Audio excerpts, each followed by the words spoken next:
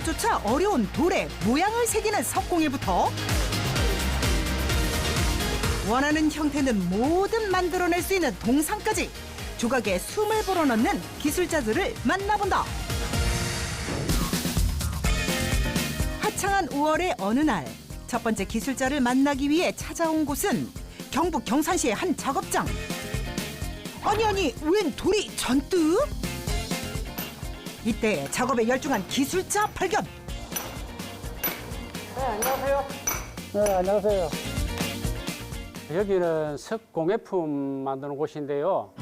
산소에 선물 같은 것도 하고 또 사찰에 부처님도 만들고 뭐 그렇습니다.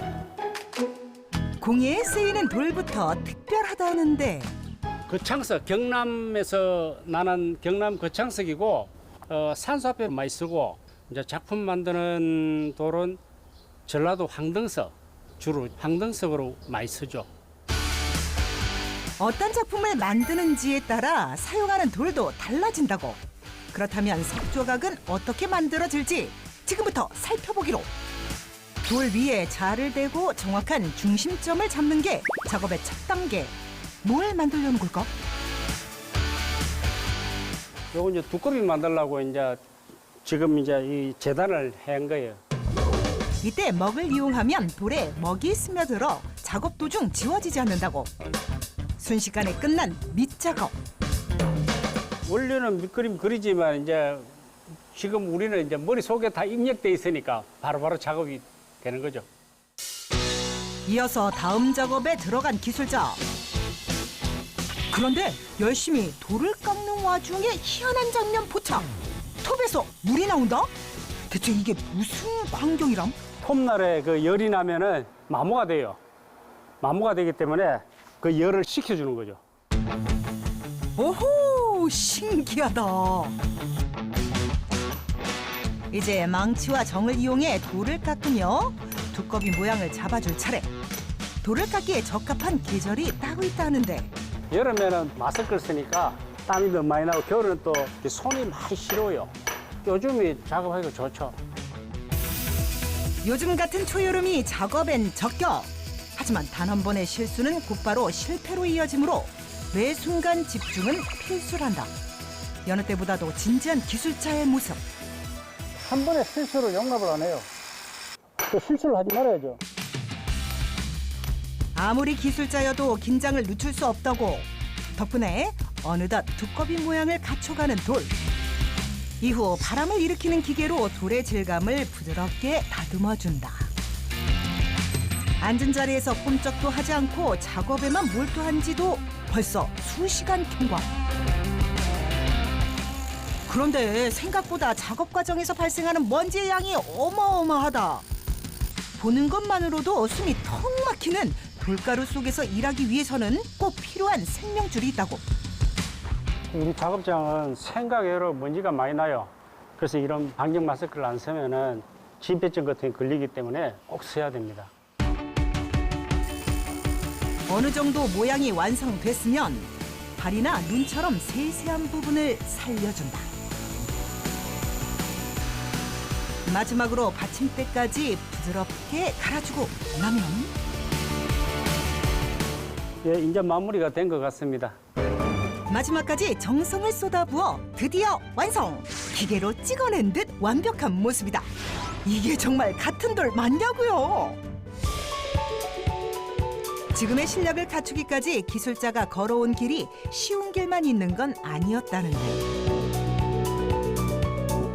한 50년 전에 이제 갑자기 집이 좀 어려워지는 바람에 뭐 기술이라도 배우자는 이런 마음으로 형님을 이걸 하셔가지고 그 형님 따라 서울 올라가고 이제 배우게 된 거죠.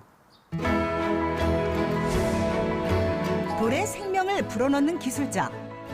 돌과 함께하는 모든 시간이 그에겐 곧 행복이라는데. 노력의 대가로 2018년 경상북도 석공예 부문 최고 장인으로 선정되는 영예를 얻었다고. 그 기술을 전수해 줄 수 있는 사람을 이래 만나서 제자를 하나 키우고 싶은 게 이제 뭐 조그만 꿈이라면 꿈이죠.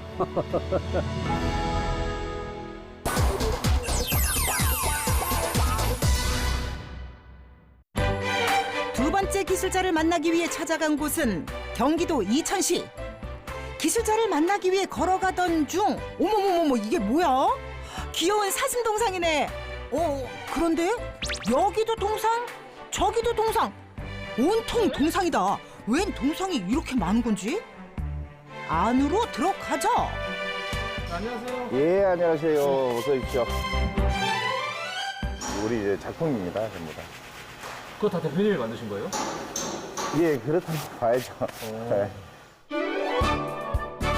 광화문의 상징 세종대왕 동상 제작부터 이순신 장군 동상 보수 작업까지 모두 기술자의 손끝에서 이루어졌다고. 그렇다면 동상은 어떻게 만들어질지 지금부터 전격 공개. 어째 시작 단계부터 호락호락해 보이진 않는데 이때 철근 위를 모래로 꼼꼼하게 덮어준다? 아니 소꿉놀이도 아니고 이게 뭔 시츄에이션? 이제 주물을 보려면 형틀이 있어야지 볼 거 아닙니까? 형틀을 만드는 거예요, 지금. 동상의 부위별로 형틀을 따로 만든 후 다시 하나의 형태로 합쳐주는 시스템이라고. 이 형틀이 좀 빨리 굳게끔 경화를 시키는 거예요, 열로서. 완성된 형틀 위에 열을 가해주고 뚜껑을 열어 내부를 확인하자. 짜자잔! 양쪽 다리 부분 등장. 힘든 작업이지만 동상의 완성도를 높이기 위해서는 첫 단계인 형틀을 제대로 만드는 것이 무엇보다 중요하다고. 하지만 쇳물을 붓기 전 중요한 과정이 또 남아있다는데 형틀 안쪽에 무언가를 바른다? 쇳물 두께를 잡아주는 흙입니다. 두께가 한 6mm, 한 5mm부터 6, 7mm가 될 겁니다, 이게. 동상의 두께는 그 정도밖에 안 돼요. 찰흙 두께가 너무 두꺼울 경우 동상 또한 두꺼워지고 반대로 너무 얇게 펴바를 경우 동상이 얇아지기 때문에 알맞은 두께로 균일하게 펴주는 것이 중요하단다. 이걸 다시 또 흙으로 메꾸네요? 예, 이거 속에 이제 안 형틀이라고 그 사이가 비어야 되지 않습니까? 찰흙을 벗겨내면 형틀과 모래 사이, 즉 찰흙이 있던 자리에 쇳물이 들어가면서 동상 틀이 만들어지는 거라고. 그렇기에 더욱 중요한 찰흙의 두께. 약 하루의 시간이 흐르고 흙의 표면을 다듬어준다. 이따가 보시면 이렇게 합상을 하면 공간이 비어요. 그 사이로 이제 쇳물을 주입을 할 거예요. 이후 안쪽 형틀에 약품을 바르고 불을 붙여 거칠었던 표면을 매끄럽고 단단하게 만들어준다.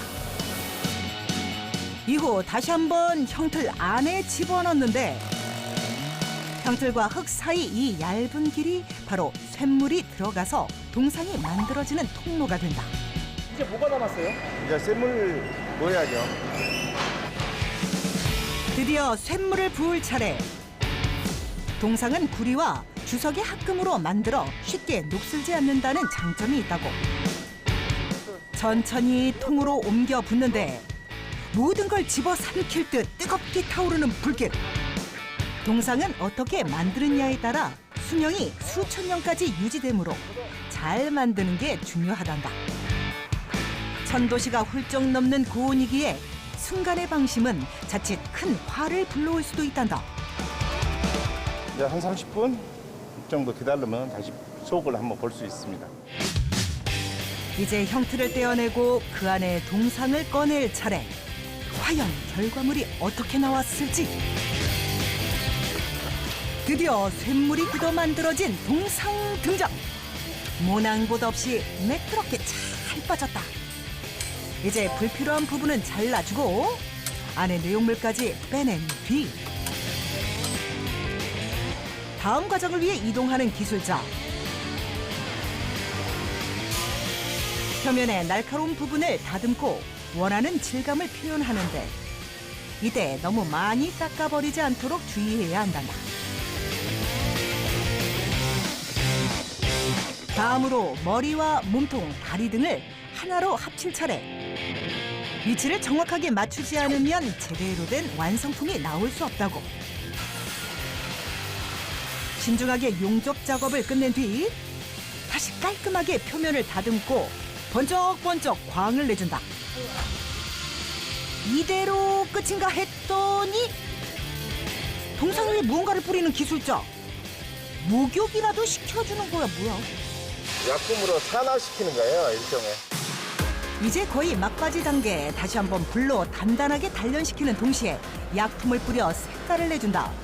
수십 개에 이르는 모든 과정을 기계가 아닌 사람 손으로 진행하다 보니 들이는 힘도 시간도 엄청나지만 제품이 완성된 뒤에 만족도 또한 상상할 수 없을 만큼 크다고. 드디어 완성된 한 마리의 사슴. 빛이 난다. 실질적으로 이 일을 접한 지는 80년대부터인 것 같아요.